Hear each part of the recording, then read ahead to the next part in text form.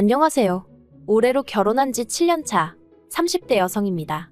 어디서부터 어떻게 이야기를 해야 하나 싶은데 지난 7년 동안 어머님 때문에 숱하게 마음고생을 했어요. 그래도 이혼을 하지 않았던 건 그나마 남편이 중간에서 어떻게든 중재를 해보려고 노력을 해왔기 때문이고요.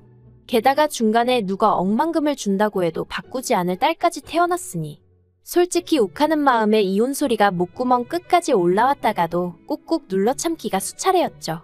하지만 더는 어머님의 억지를 참아낼 인내심이 저에게 남아있지 않네요. 남편하고는 소개팅으로 만났는데 사실 제가 나가기로 되어 있던 자리가 아니었어요. 원래는 친구가 나갔어야 하는 자리였는데 친구가 사정이 생겨 도저히 나갈 수가 없다며 저더러 대신 좀 나가달라고 하더라고요.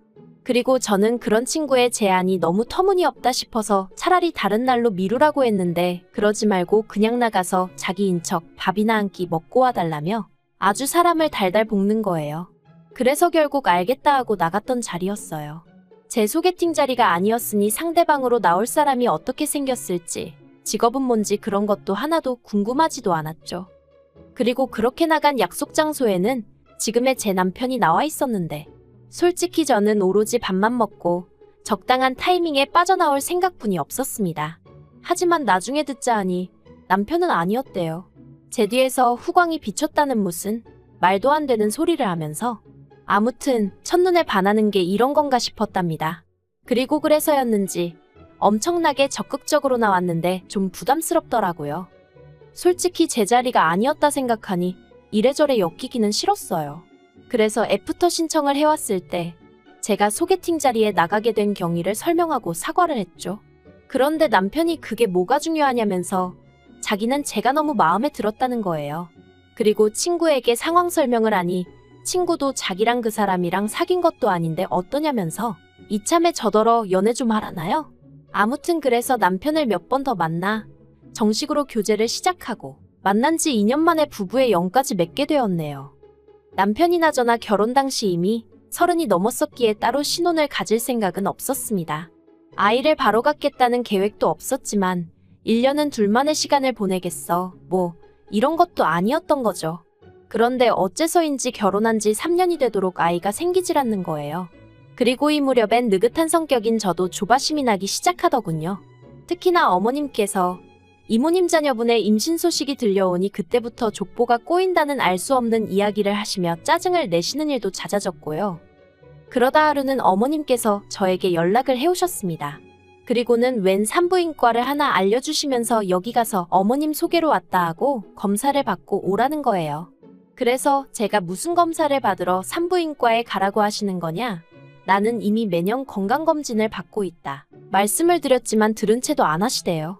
그리고는 무조건 당신이 말한 병원에 가서 검사를 받으라는데 그때 느낌이 쎄한 게 저희 부부 사이에 애가 안 생기는 이유가 나 때문이라고 생각하시는구나. 느낌이 딱 오더라고요. 그런데 저는 정말 마음에 걸리는 게 하나도 없었거든요. 그래서 어머님께 그렇게 걱정되시면 같이 가자 했습니다. 그리고 이참에 아예 불임 클리닉으로 가자 하여 남편까지 데리고 가자고 했죠. 그런데 이 이야기를 전해 들은 남편이 노발대발 난리도 아니었어요. 자기는 그런 검사 받기 싫다.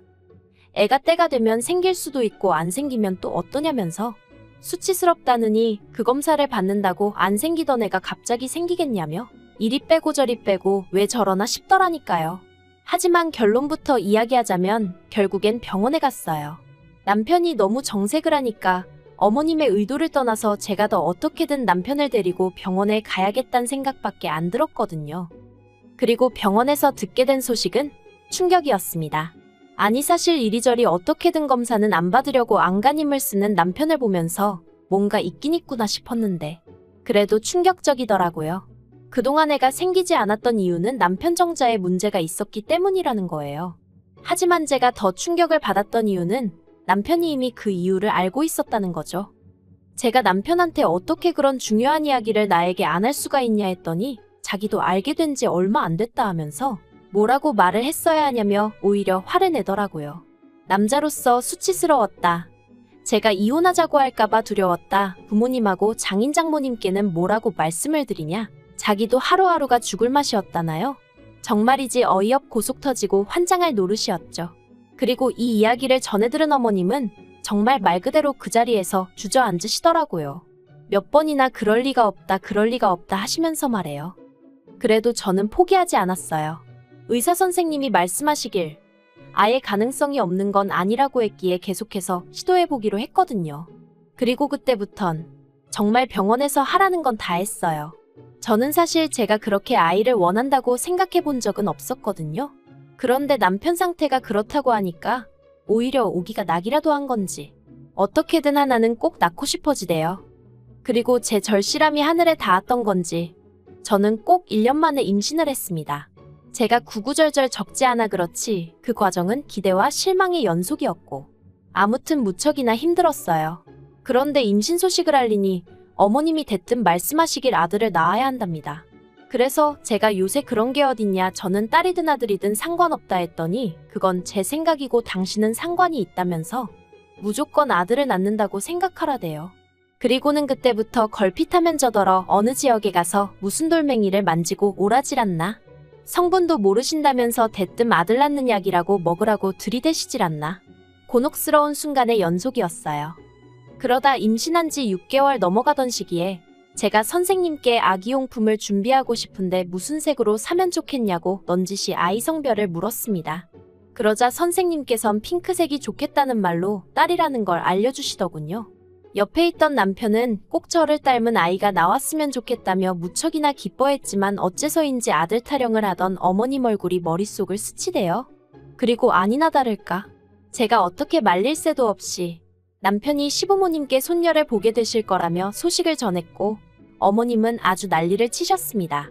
당신이 그렇게 아들을 낳아야 한다고 하지 않았냐면서 저더러 왜 시키는 대로 안 했냐고. 이게 다 성의가 부족해서 그런 거라나요? 어이가 없었어요.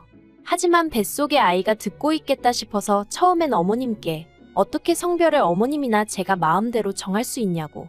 기왕 손녀를 보게 되셨으니 손자 얘기는 그만하시고 앞으로 저희 딸 많이 예뻐해달라고 조근조근 말씀을 드렸습니다. 하지만 어머님도 그쯤에서 그만하셨으면 좋았을 텐데 계속해서 억지를 쓰시더라고요. 이게 다 제가 조상의 지혜를 무시한 탓이라면서 말이죠. 그래서 결국 참다 못한 제가 그렇게 지혜로우신 어머님께선 어쩌다 저희 남편을 정자도 제대로 못 만들어내는 인간으로 키우셨냐고 한마디 해버렸어요. 저도 말이 안 된다는 건 알고 있었지만 화가 나니까 아무 말이나 해버린 거죠. 아무튼 그랬더니 아버님은 기가 막힌다는 듯 혀만 몇 번 차시다 방으로 들어가셨고 어머님은 어머님대로 저더러 못하는 소리가 없다면서 악을 쓰시고 그나마 남편만 웃는 건지 우는 건지 자기가 죄인이라며 저더러 이제 그만 집에 가자 하대요. 그래서 남편 손잡고 집에 왔고 그때부터 지금까지 어머님 아버님과는 꼭 필요할 때가 아니면 안 보고 사는 사이가 되었어요. 참고로 제가 아이를 낳았을 때도 아버님만 잠깐 오셔서 보고 가셨고 어머님은 손녀는 필요 없다며 안 오셨지요. 한편 작년 겨울에 시동생이 이혼을 했습니다. 성격 차이라고 했는데 두 사람 사이의 일을 제가 어떻게 알겠어요. 다만 보통은 아이 양육권은 엄마가 가져간다고들 하던데 어째서인지 시동생네는 시동생이 아이 양육권을 갖게 되었더군요. 거기까지가 제가 아는 전부였고 솔직히 전 별 관심도 없었어요. 당장 저희 아이 키우면서 일하랴 살림하랴 제 코가 석자였으니까요. 그런데 이후로 또 몇 달이 지나 올해 여름이었습니다. 그날은 어머님 생신이라서 안 가볼 수도 없었고 그래서 애는 친정에 맡기고 시댁에 갔어요. 애를 안 데려간 이유는 간단했습니다. 시족하는 남자아이였는데 시부모님이 어찌나 그 애만 싸고 도셨는지 몰라요. 그리고 시부모님은 시족하는 엄마가 없지 않냐며 당신들의 행동을 정당화하셨는데 제 눈엔 그저 손자와 손녀를 차별하는 걸로밖에 안 보였거든요. 그래서 언젠가부터 시댁에 갈 때는 아예 저희 애는 친정에 맡기는 게 차라리 속이 편하더라고요. 물론 시부모님이 그렇다고 왜 저희 딸은 안 데려오냐 찾지도 않으셨고요. 아무튼 그렇게 시댁을 찾았는데 거기서 생각지도 못한 이야기를 듣게 되었습니다. 시동생에게 여자가 생겼다는 거예요. 시동생 회사 근처 관공서에서 일하는 아가씨로 9급 공무원이라며 본격적으로 사귀기 시작한 지는 3개월인데 벌써 결혼 이야기를 나눌 정도로 진지한 관계라나요? 그리고 솔직히 저는 속으로 벌써 라는 생각을 잠깐 했지만 이내 그래도 잘 됐다 싶더라고요. 시동생 나이가 겨우 35살인데 평생 혼자 사는 건 말이 안 된다 싶었으니까요. 그런데 시동생이 하는 말이 문제는 여자 부모가 시동생이 돌싱인 건 아는데 애가 있는 건 모른답니다. 사귀는 아가씨가 아이 문제는 알아서 잘 해결하고 결혼했으면 좋겠다고 하더래요. 죽어도 자기 부모님한테 말을 못하겠다면서 말이죠. 시동생은 이 얘기를 전하며 일을 어쩌면 좋겠냐 물었는데 솔직히 뭐라고 해줄 말이 없더라고요. 애가 물건도 아니고 뭘 어떻게 잘 해결한다는 건지. 시동생도 그렇고 본 적도 없는 시동생의 애인도 그렇고 사람들이 이상해 보이더라니까요. 그래도 아무튼 저는 아무 말도 안 하고 바닥만 보고 있었습니다. 그런데 그때 어머님께서 저희 부부를 향해 너희가 맡아서 키워주면 되겠네 그러시는 거예요. 순간 제 귀를 의심했습니다. 이게 무슨 소린가, 뭘 맡아서 키우라는 건가. 그리고 이내 그게 시조카를 뜻한다는 걸 알아차렸죠. 그래서 제가 무슨 소리를 하시는 거냐고, 절대로 안 된다고, 못한다고 했어요. 그랬더니 어머님이 왜 못하냐대요? 아니, 무슨 이유라도 필요한가요? 내 자식도 아니고 내가 못 키우겠다면 못 키우는 거지. 왜 못하냐는 게 말이 되냐고요. 그래서 구구절절 설명하려다가 그마저도 짜증이 나서 그냥 싫다고 못한다고 했어요. 하지만 어머님께선 계속해서 집요하게 가족 좋다는 게 뭐냐? 형이 동생을 모른 척 할 거냐? 정말이지 별의별 소리로 괜히 저희 남편으로 하여금 미안한 마음을 갖게 하시는 거예요. 그래서 제가 어머님더러 그만하시라고 했어요. 저희 부부는 하나뿐인 딸에게 집중하며 살고 싶다고. 그리고 상황이 그렇다 보니 시조카한테 마음 쓸 여력이 없다. 그러니 저희 상황도 이해해달라. 그렇게 말씀드렸죠. 그런데 어머님이 정말 도끼눈을 하시곤 저를 째려보시더니 하시는 말씀이 아들도 못 낳은 죄인 주제에 어딜 나서냐고. 제 주제에 언제 아들을 키워보겠냐며 이참에 감사한 마음으로 키워보라나요? 그리고 그땐 정말 이성의 끈이라는 게 있다면 그게 제 마음속에서 으드득하고 뜯어지는 것 같더라고요. 그래서 제가 어머님더러 지금 말씀 다 하셨냐 하고 당장이라도 달려들 기세였는데 순간 남편이 제 손을 딱 잡더니 어머님더러 방금 뭐라고 말씀하셨냐면서 언성을 높이는 거예요. 그리고는 시조카가 불쌍한 건 알겠는데 그렇다고 왜 그 책임을 우리가 지라는 거냐면서 점점 목소리를 높이더니 가뜩이나 민수아들하고 우리 딸하고 차별하는 거 점점 심해져서 한마디 하려던 참인데 정말 너무하신 거 아니냐며 급기야 악까지 쓰더라니까요. 그래서 원래는 화를 내려던 제가 오히려 남편을 말리고 있었네요. 그런데 정말 저희 어머님은 눈치가 없으신 건지 그 와중에 남편더러 하시는 말씀이 애를 아예 못 낳는 것도 아닌데 니 마누라가 뭐 그리 대단하다고 절절매냐면서 그럴 거 없답니다. 이참에 저랑 이혼하고 딸도 저한테 줘버리래요. 그리고는 새 마누라 얻어서 아들 낳으면 된다나요? 정말이지 바로 옆에서 제가 두 눈 시퍼렇게 뜨고 있는데 그런 소리를 하시대요. 전 솔직히 어머님이 진짜 노망이라도 나신 건가 싶었습니다. 그런데 그때 남편이 정말 부들부들 떨면서 어머님한테 미쳤냐고 그러는 거예요. 자기한테는 제가 은인이자 구원자나 다름없는데 어머니가 뭔데 함부로 버려라 마라 그런 소리를 하시냐면서. 그리고는 어머님한테 어머님 곁에는 아버지도 계시고 민수도 있고 끔찍히 아끼시는 손자도 있으니 얼마나 다행인지 모르겠다면서 자기한테는 저하고 저희 딸이 있으니 걱정 말라대요. 그리고는 앞으로는 자기 죽었다 생각하고 사시라고 딱 허리 90도로 숙여서 인사드리고 나오는데 괜히 제가 다 소름이 끼치더라니까요. 그리고 이튿날 어머님이 제 회사로 찾아오셔서는 1층에서 고래고래 소리를 찌르시고 난리도 아니었습니다. 제 이름 석자를 부르짖으며 제가 모자 사이를 다 갈라놨다고 제 이간질 때문에 아들하고 생이별을 하게 되었다면서요. 환장하겠더라고요.